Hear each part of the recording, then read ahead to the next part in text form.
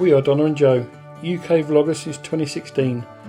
From holidays, concerts and sharing our day-to-day lives. We're ticking off bucket list items and destinations. Come along as we share our adventures and unforgettable memories.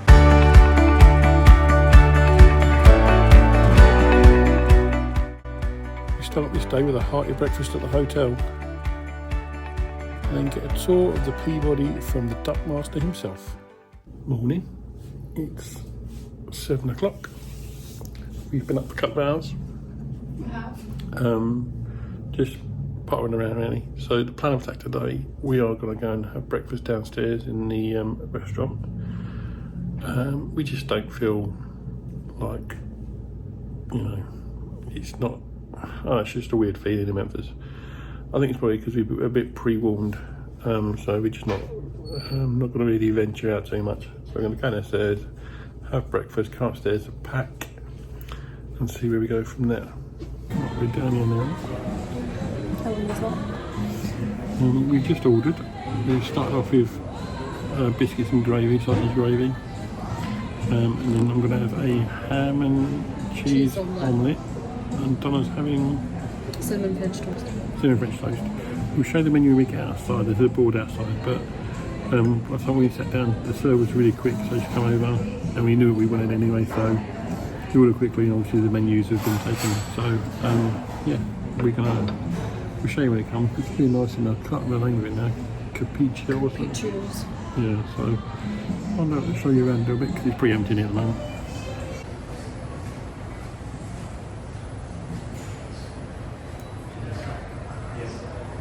Donald's sipping a cup. Got the kitchen bit, a few bits of kitchen behind you. There's more of it over the other side. The dividers, I think it's all the same. Yeah, it's small tables.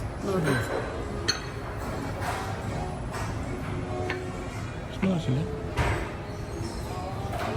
So the biscuits and gravy just arrived, and I have to say, it's probably a bigger portion than I thought it probably would be. I've got fairly big hands, but you know. The boy's scooping his sausage gravy.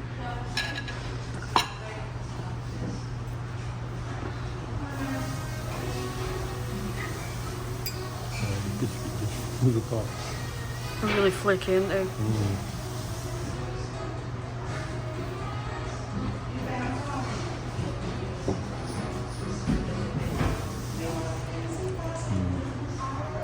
It's really... Use your words, babe. We can't see the inside, right? doughy inside. Oh, okay. Do you want to turn it so we can see it? Oh, nice. The gravy is really nice. It's lovely. Happy? Big bit too. Good. Good. So the full-on breakfast has arrived. So there's the omelette with some potatoes, some toast, red orange and strawberry. And there's ketchup, I'm not too sure. Oh, there's butter. That's pretty. Everything else up. And Donna's French toast is a massive. Bigger than mine. Look at the jar of syrup. Server's really cool. What was it? The initial server, was it Amanda? Our first server, Amanda. Yeah, she was really good. She came over and she, like I say, she got the drinks and took her order and stuff. She was really good. And then another guy just came over and gave our breakfast. He was hilarious. Didn't catch his name though. But yeah, we're going to check into this. It looks delicious. We just finished breakfast. Donna had one slice That French toast. of the 3 French bits of toast. It was so stodgy. It was like cake rather than toast. It was like that sort of thick. Like it was more stodgy than the biscuits. Biscuits are delicious. My omelette was really nice. It was quite fresh. There was nothing overpowering in it. The potatoes were a little weird. There was something on it, and every now and again it tasted like sugar. but then it tasted like salt. I don't know what they put on it, but Sweet and savoury tatties. yeah, it was quite nice. So it's just a bill. It's come to $63. My apple juice was $5. $5.50, thank you. Yeah. So yeah, $63 for the three. I mean, it's not too bad for three things really. No, and this was a splurge breakfast, wasn't it? So it's not like we wouldn't normally pay. I mean, we would have paid $40 or $50 probably somewhere else. Potentially. Not had as much as that. So you know, even at the cheap places, it's like $12, $15 for an omelette or whatever. So we had biscuit like yesterday. And then you've got sales tax and you've got city tax. Yeah. So it's not too bad. Like I said, we're taking the French toast away. She's boxed out for $1. Really nice. Amanda was a great server. Yeah, she was fantastic. She's just gone away now. Just going to pay the bill, head off back to the room and start packing and sorting stuff out. Oh, we need to go to reception first and sort it out too. Just like to add, the ambience in here is great.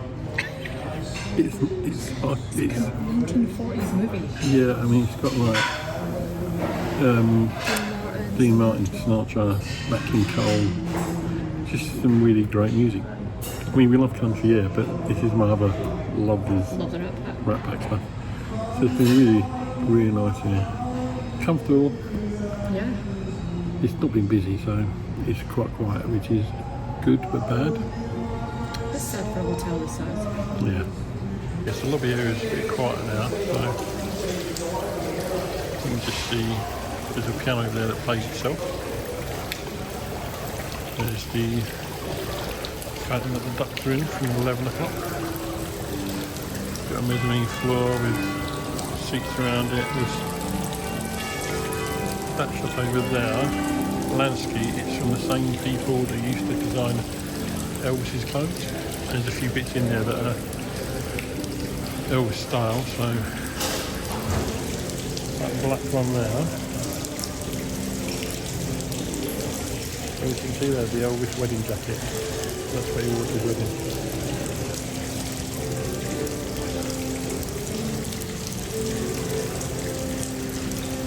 And you've got a full bar here.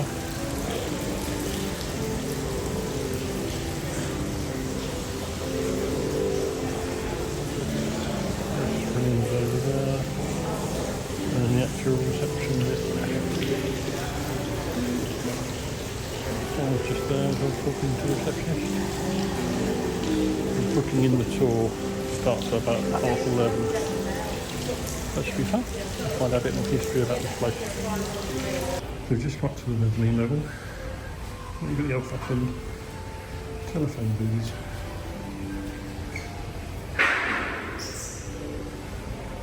The doors in the shuttle wheel if you're privacy. That's really cool.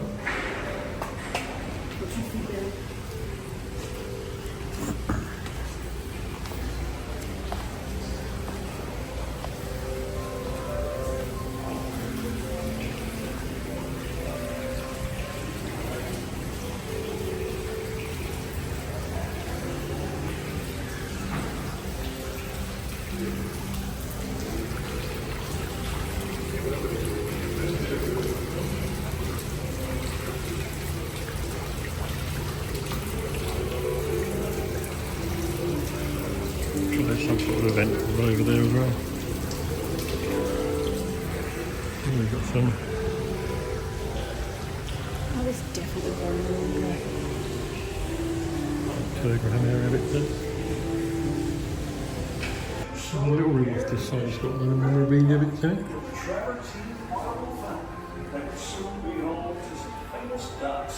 Thanks to General Manager Frank Shue. One of the general managers at 1930s or so.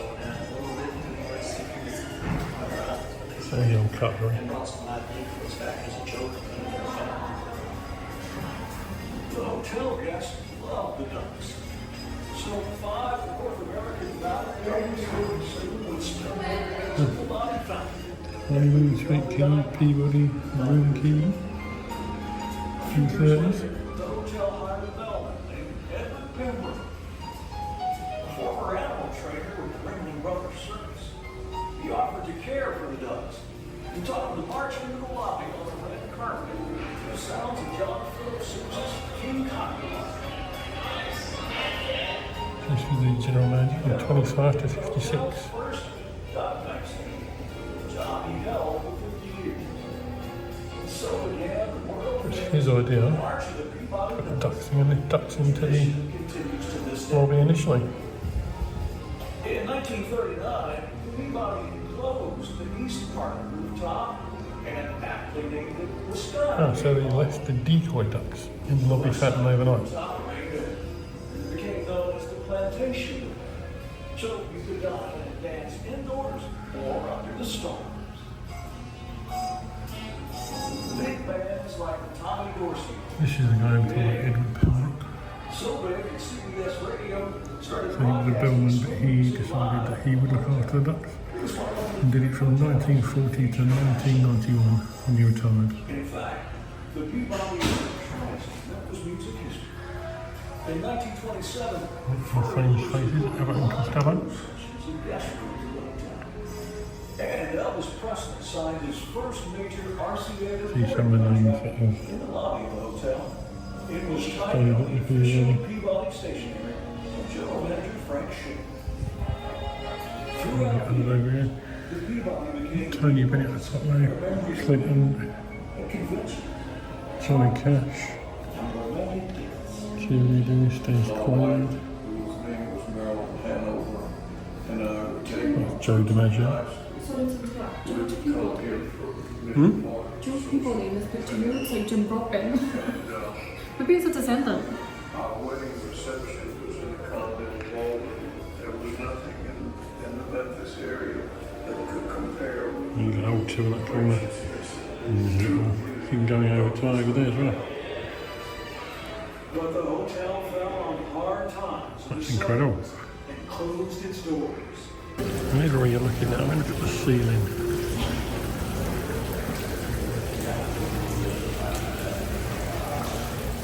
Carving everywhere.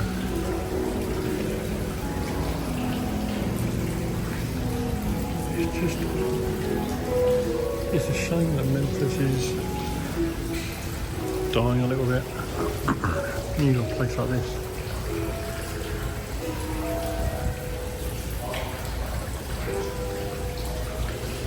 It's a beautiful place. Alright folks, so we're just waiting for the tour to start and the duck master just come over to us and it's us two alone and him. Yeah. So it's a personal tour. It's going to be a bit weird. Yeah, it's going to be a little bit strange, but he's just warned us as well. Like, he gets stopped all the time, he gets asked questions, and he's like, what are you thinking of about me? He's like, but I have to. Like, it's fine. In fact, if we've got you for ourselves for the next 45 minutes, it's golden. Yeah, he's just gone off to get a quick drink of water and then he's going to come back and we'll start the tour. And he said it's fine, we're fine to take pictures and record, so I won't record all of it, but I'll record as much as I can. The renovation. I mean, lower hanging, but prior to the Bells family buying the hotel, the lower hanging ceilings started becoming the trend as far as architecture. So a lot of false walls and ceilings have been thrown up over the years. So when the Bells family came in and started tearing down those false walls and ceilings, this is what they found under it. All of that had been covered up. They were able to reveal and restore the original stained glass ceilings. They restored the woodwork. Those are the original chandeliers. That is the original fountain. Now that is not the original bar, but originally the bar was on this end of the lobby and it was called the Creel, C-R-E-E-L, which means the watering hole. But the Bells family relocated the bar to that end of the lobby, and then 2 years after we reopened in 1981, they installed a restaurant behind the bar called Chez Philippe, which opened in 1983. Now that is our fine dining French restaurant. It's open Wednesday through Sunday for both dinner and high tea, but you do have to make reservations in advance, either with the reservations department or with the concierge. That's one of two restaurants inside the hotel, second being Capriccio Grill. That's our Italian steakhouse. And they're open 7 days a week, breakfast, lunch, and dinner, brunch on Saturdays and Sundays. You don't necessarily need a reservation for breakfast, lunch, or dinner. You can usually just walk in. I do suggest making reservations for the brunches though, those fill up pretty quickly. So you got 2 restaurants in the grand lobby. And I'll be honest, it's not unusual for me to meet people like during the morning duck march. And I'll go do everything that my day includes, and then come back to the lobby about 4 o'clock to start getting set up for the evening duck march. And the same people will still be sitting there. It's one of those lobbies to where if you didn't come to Memphis for a specific reason, it's easy. Sit right here all day long. You sit there earlier too. Yeah. You just sit here all day. Yeah, and piano playing in the corner, the water cascading into the fountain, ducks in there between 11 and 5, and the bar. Don't forget the Don't bar. forget the bar, all right? Now this is the jacket that started the friendship between Mr. Lansky and Elvis. That's the jacket that Elvis wore on the Ed Sullivan Show. There he is right there. And then a cool detail about this jacket is on each one of the buttons. On one side it says Elvis Presley, other side says September 9th, 1956. That's the date that he appeared on Ed Sullivan. This one is a jacket that Elvis wore during his Louisiana Hayride performance. Now on a black and white television set that would look like salt and pepper, right? But you can see in person there's specks of pink in the fabric. If you look at the lining on the inside, there's Mr. Lansky and Elvis. Oh, I love that. That's cool. You got this one, which is my favorite jacket. This was Elvis's wedding jacket. That's the jacket that he married Priscilla in. Same lining there. Yeah. And then the one right behind you, that striped jacket, Yep. that's the jacket Elvis wore in Jailhouse Rock, Yeah. which is appropriate because of the stripes. Now, every year here in Memphis, we have what's called Elvis Week, which is the anniversary of his passing. So it's in August every year. And every Elvis fan from every country, from around the world, flies to Memphis for like a week of concerts and festivities. And when I tell you I've seen every version of Elvis impersonator, good and bad. Yeah, I can imagine. And, but these Elvis-centric jackets fly off the shelf during Elvis Week because Elvis's fans want to get Elvis's clothing from where Elvis got his clothing, and that's from the Lansky brothers. Wow. And y'all can feel free to follow me into this room. I'll show you the musical memorabilia room. Oh, wow.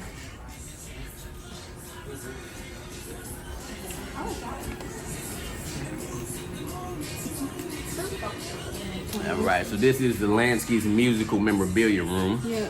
Now, most of the electric guitars you see up here, these are the actual instruments that were given to Mr. Lansky by the artists themselves. But then at one point, we had the Gibson Guitar Museum here in Memphis. There was an idea like, why don't we keep some acoustic guitars here in the store and we'll have people sign them when they come in. That's where a lot of these come in. Like Celine Dion up there, for example, right? Not really known for playing the guitar, but she was willing to sign one when she came in.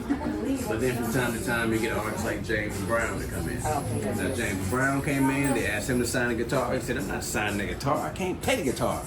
He said, but I'll sign my shoe for you.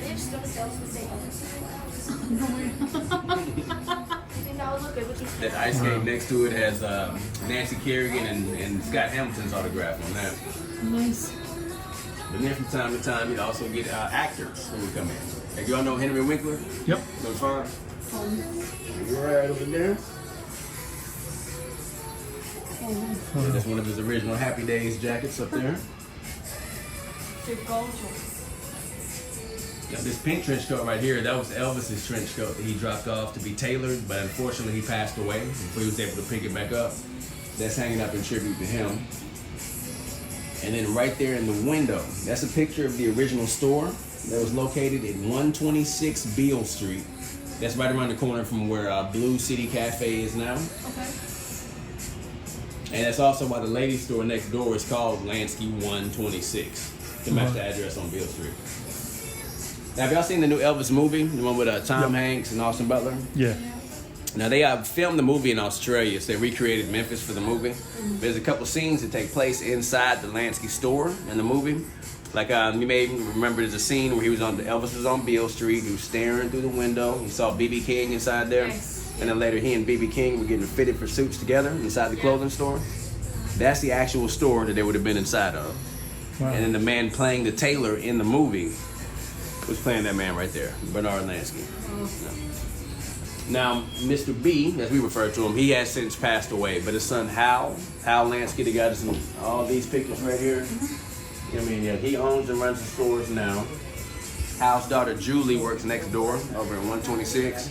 So still family owned. Hal's second generation, Julie third, and all genuinely great people. They really are. Now on the way out, I'm going to give both of you a keepsake. I'm going to give you a Lansky Brothers bookmark, but I'm also going to let you experience what Elvis Presley smelled like before the show. I know. And once people ask me like, why are they here? What do they represent? That's the DoubleTree Hotel in the corner right there. Yeah.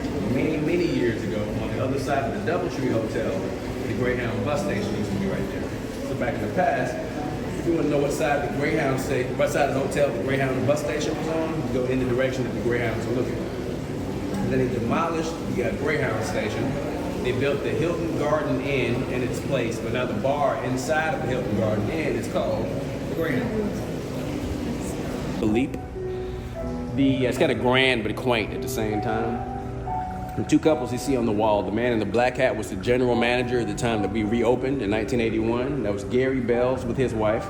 The taller man to the left was the executive chef of Chez Philippe. His name was Philip Bells, hence Chez Philippe, House of Philip in French, with his wife in kind of a masquerade look. And the thing that I like about the artwork is that with it being surrounded by the curtains, it gives it a sense of depth, so it almost looks three-dimensional.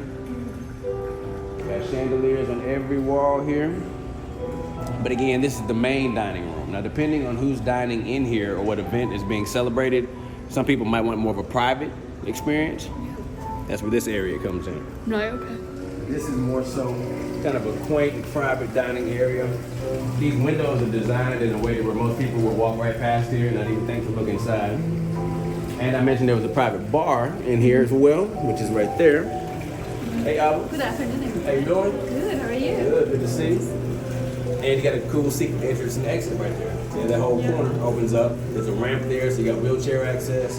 Or if we have anybody who prefers not to be seen, like any dignitaries or celebrities, there's a service elevator in the back over there. They take the service elevator down and walk through the service kitchen, come in this way, spend as much time as they like, leave the same way. Nobody will ever have known they were here. Skyway.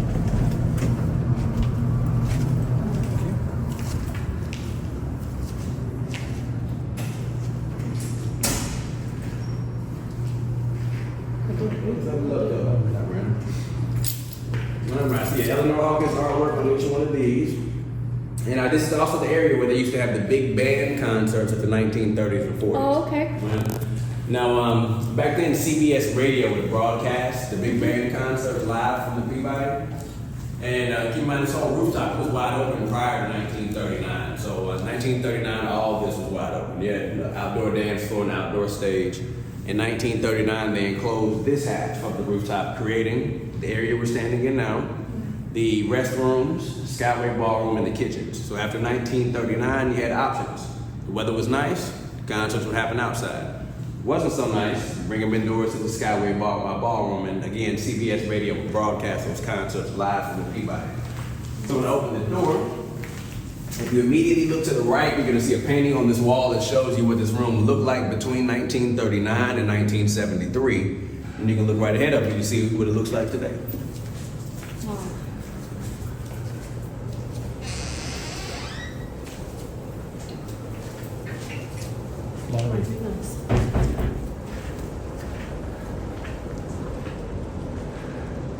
Wow. As you can see, completely different feel than the Continental Bar. This one personally, this is my favorite ballroom. I've seen it decorated so many different types of ways according to what was being celebrated.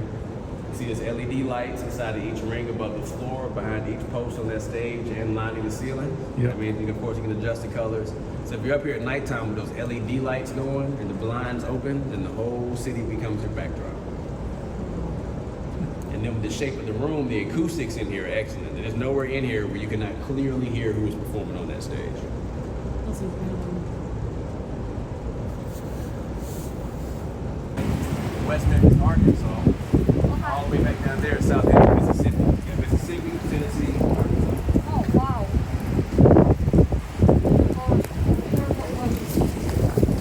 Right. See, they got their own marble fountain, marble stairs and floors. They got their own personal Peabody. artificial turf. They got central heating in the air, artistic view in the back, and the actual view in the front. It genuinely is better than our Wow. So yeah, they got it made up here. They got the best view in the house. Yes, they do.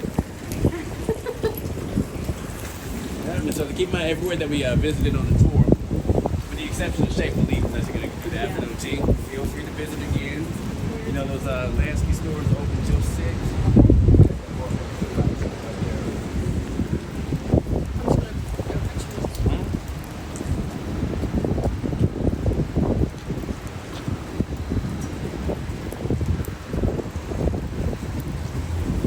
Right, folks, we just finished the tour.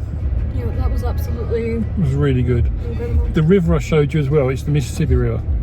I just missed what he actually told us when he was Mississippi. I just missed him saying it. That's what I just showed you. The tour was really good. It was mad just the 2 hours, but Keenan was so lovely, wasn't he? And he was like, he probably gave us more information than he would if he had a crowd, because he was like, it's just easier when there's just a couple. So we went, you alright? Yeah. Oh, so we just we did the tour. That was really incredible. Like the shop that's there is still owned by the family that dressed Elvis Presley. Like it's third generation now. And for me, that's incredible. Like Yeah, they had to move it from Beale Street, but The daughter who runs the female, and then the grandson that runs the male. yeah. So third and fourth generations. Yeah. But it's is it third and fourth? No, second, third. But it was just, we got to smell Elvis's favourite aftershave, which smelled like Kuros, to be honest. It was very powdery. Yeah. It was just like the whole history behind it just blows my mind. Like I just love it. Yeah, it's been a really good experience here.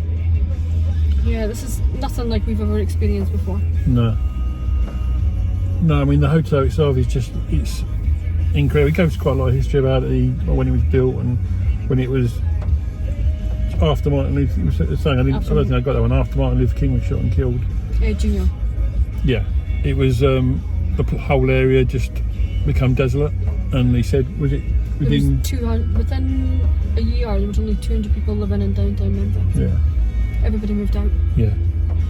By the sounds of it, I mean, I think in the Peabody originally it was a lot of residents who used to live here full time, and they all moved out. So yeah, it was a shame. And then he said, a few years later, the new people owned it. Oh, who still own it now? The family own it now. Bells, B-E-L-Z. BELs, yeah. They bought it for $400,000. At auction. Yeah, and then spent $25 million on it. And it's incredible. Yeah. Bennett was originally built in the 1891, but it might have been, no, it must have been earlier than that. When Bennett was originally built, they had stained glass ceilings in the main lobby, and then for some reason Bennett was in 1925 that got covered over, and then again when they did the refurb, I want to say in the 80s. I can't remember. I did do that a bit actually. Yeah. Oh, yeah. Well, you'll see that. I'm probably chatting shit. Donna doesn't know which bits I filmed in that, so. I was so blown away by some of the stuff he was telling us. Like, it just, yeah. Like, part of the firm. Did you film that? Yeah. No, No, I didn't film that. He was saying about that. Yeah, so they filmed The Firm with Tom Cruise. Some of that was filmed on the roof of the Peabody. Yeah. And things like that. So it's like, it's got its history. Like, the amount of stars, presidents that have stayed at this hotel is incredible, and it's actually really sad to see that Memphis is still not like an up and coming place, really. Like it's. Yeah. I mean, we did mention to Keenan about we didn't feel safe last night and stuff like that, and he said there's a big homeless community in Which Memphis. is really sad. Really sad. But yeah, I think unfortunately, there's a lot of hard times for people, and it's a lot of people end up homeless in America. It's not like it is too much in the UK with benefits and stuff like that. I know we do have homeless in the UK as well. I'm not stupid, but it's nowhere near on the level that it is in America, especially in the big cities. And he's like 99% of the homeless will help you. Like if you're lost, for a fee, they will help you. Yeah. Like they're not looking for anything really. Like give them a $5 and they're golden. It's things like that, and I just think It's really sad. It's just youngsters is the issue. Yeah. Surprise. They're the ones guns, gangs, drugs. You know, like I say, it's a major city. So anyway, we have left the Peabody now. We're in the car. It's 1:45. We are going to head towards Graceland now. We don't have to be there till later, but there might be other bits a that we can shop or do. something like that. So we'll just going to head that way anyway, because there's not much else we can do in a little space of time we've got. Yeah. Before we need to go anyway. So we'll catch up with you probably on Graceland.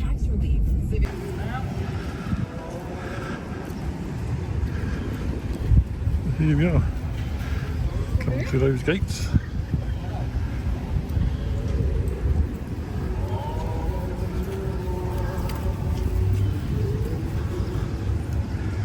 It's really bright at the moment, but it's supposed to rain again in about 20 minutes or so. At the moment, I can't see the screen or anything, so what you're seeing is beyond me.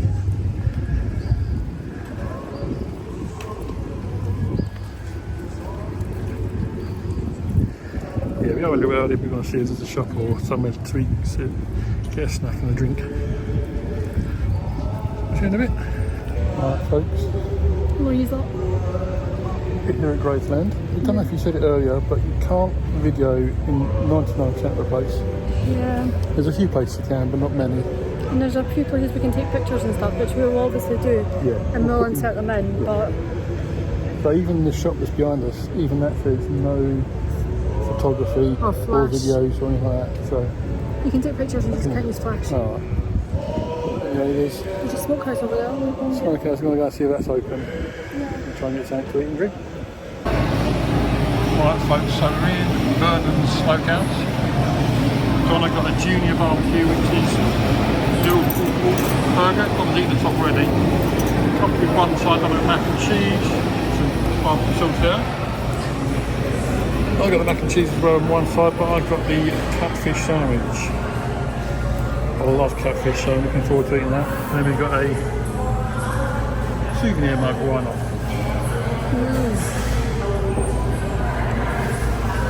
Donna's just had the mac and cheese.